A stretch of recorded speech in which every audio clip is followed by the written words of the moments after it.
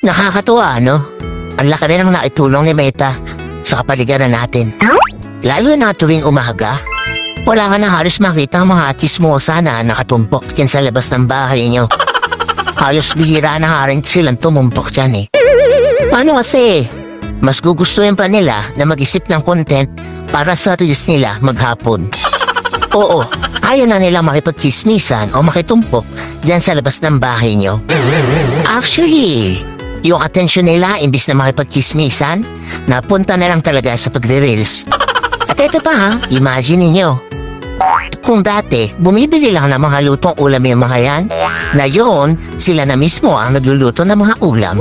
At kahit pritong itlog, inire-reels pa. Ganon kahusay si Meta. At ito ang pinakamalupit. Kung yung dati yung asawa mo tinatalakan ka sa tuwing uuwi ka, ngayon, hindi mo na makausap. Kasi busy na sa pagla-live o hindi kaya busy sa panonood ng live. At ang mas matindi, hanggang madaling araw, nakikipag-engage na lang siya dahil wala na siyang pakialam sa iyo. Ang husay ni Meta, no?